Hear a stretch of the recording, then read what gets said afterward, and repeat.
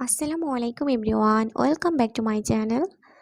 তো আজকে আমি তোমাদের সাথে ভাপা পিঠার রেসিপি শেয়ার করব। কিভাবে হাতের কাছে থাকা উপকরণ দিয়ে খুব সহজেই ভাপা পিঠার রেসিপিটি তৈরি করা যায়, সেটাই আমি তোমাদের সাথে শেয়ার করব। নিয়েছি 2 কাপ চালের গুঁড়া। তো এখন আমি এই চালের গুঁড়ার সঙ্গে 1 চিমটি পরিমাণ লবণ দিয়ে দিলাম। এখন এই লবণটাকে খুব ভালোভাবে এই চালের গুঁড়ার সঙ্গে আমি মিশিয়ে নিচ্ছি। তো লবণটা মেশানো হয়ে গেলে এই পর্যায়ে হচ্ছে আমি পানি অ্যাড করব। তো আমি এরকম করে অল্প অল্প করে পানি অ্যাড করছি, একবারে কিন্তু বেশি পানি দেওয়া যাবে না। তো পানিটাকে আমি খুব ভালোভাবে চালের গুঁড়ার সঙ্গে মিশিয়ে নিচ্ছি।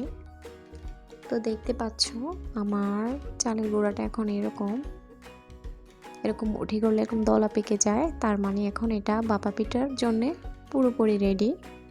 এখন আমি এটাকে এরকম একটা ছাঁকনির সাহায্যে চেলে নেব। এতে করে চালের গুঁড়াটা পিঠাটা খুবই সুন্দর হবে। তো আমার চালের গুঁড়াগুলো চেলে নেওয়া হয়ে গেছে, দেখতে পাচ্ছ এখন কোনো দানা দানা নেই ভিতরে।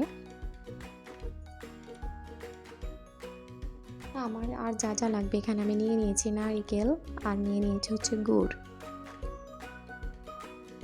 আমি এখানে এই নারকেলটাকে গ্রেটারে গ্রেট করে নিয়েছি আর এটাকে হচ্ছে আমি কোড়ানি দিয়ে কুড়িয়ে নিয়েছি। আর লাগবে হচ্ছে একটা ছাঁচ ভাপা পিঠা বানানোর জন্য। এই ছাঁচগুলো কিন্তু বাজারে পাওয়া যায়। যদি এরকম ছাঁচ তোমাদের কাছে না থাকে তাহলে যে কোনো স্টিলের অথবা অ্যালুমিনিয়ামের বাটিতেও তোমরা ভাপা পিঠাটি বানিয়ে নিতে পারো।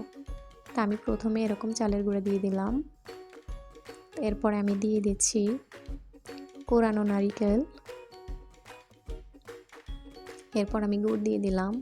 তো নারকেল গুড় কিন্তু আমি একটু বেশি করে দিয়েছি, আসলে ভাপা পিঠাতে আমার নারকেল গুড় একটু বেশি না হলে ভালো লাগে না। তো তোমরা তোমাদের পছন্দ অনুযায়ী মিষ্টিটা অ্যাড করবে।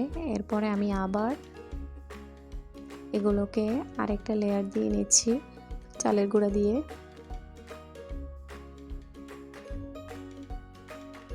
তো এখন আমি এতে আবার একটু নারকেল দিয়ে দিলাম, এ পর্যায়ে দিয়ে দিলাম আবার অল্প একটু গুড়।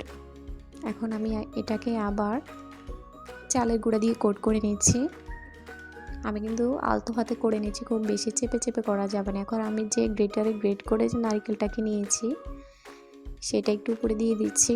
বাইরে আসলে যখন ভাপা পিঠা বানানো হয় তো তখন কিন্তু ওরা এরকম নারকেল কোড়ানো উপরে দেয়। তো এখন আমি এটা দিয়ে দিচ্ছি, দেখতে সুন্দর লাগে খুবই। তো আমি আজকে এরকম নেটে করে ভাপা পিঠা তৈরি করব।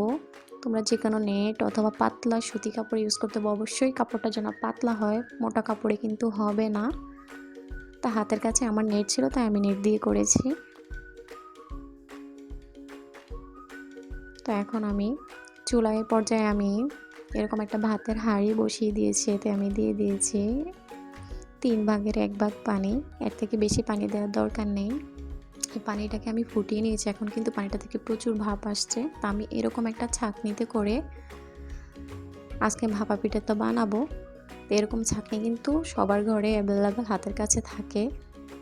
তো এখন আমি ছাঁকনিতে পিঠাটাকে নিয়ে নিচ্ছি, একটু আস্তে করে মোলটাকে জাস্ট আলাদা করে ফেলতে হবে। দেখতে পাচ্ছ পিঠাটা কতটা সুন্দর হয়েছে। তো এখন আমি এটাকে এরকম বাড়তি যে কাপড়টা আছে সেটা দিয়ে ঢেকে দিয়ে চুলায় দিয়ে দেব। ব্যাস, আমি সরাসরি এখন হাঁড়ির উপরে, গরম হাঁড়ির উপরে এটাকে দিয়ে দিলাম ছাঁকনিটাকে। এখন আমি এটা ঢাকনা দিয়ে এটাকে ঢেকে জাস্ট 3 মিনিট ওয়েট করব। তো ফিরে আসছি 3 মিনিট পর। এখন আমি এটাকে চুলা থেকে নামিয়ে নেব। আমি এরকম ছাঁকনির হাতলটা ধরে নামিয়ে নিচ্ছি, এতে করে কিন্তু গরম ভাবটা আর হাতে লাগবে না। তো এখন আমি এটাকে একটু খুলে দেখাচ্ছি যে আমার পিঠাটা কেমন হয়েছে।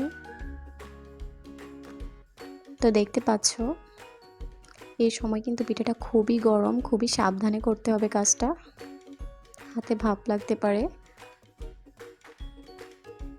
তো দেখতে পাচ্ছ পিঠাটা খুবই সুন্দর হয়েছে, একদমই পারফেক্ট। তো এরকম করে আমি বাকি পিঠাগুলো তৈরি করে নেব। তো আমার পিঠাগুলো তৈরি করা হয়ে গেছে। তো দেখলে তো বন্ধুরা আমি কত সহজে হাতের কাছে থাকা উপকরণ দিয়ে গ্যাসের চুলায় কিভাবে খুব সহজে রেসিপিটা করে ফেললাম। তো আশা করি আমাদের রেসিপি তোমাদের কাছে ভালো লাগবে। যদি ভালো লাগে তাহলে একটা লাইক করে দিও আর ফ্রেন্ডস আর ফ্যামিলির সাথে শেয়ার করো। দেখো এখন আমি তোমাদেরকে একটা পিঠা ভেঙে দেখাচ্ছি যে এটা আসলে ভিতর থেকে কেমন হয়েছে, কতটা সুন্দর হয়েছে দেখতেই পাচ্ছ।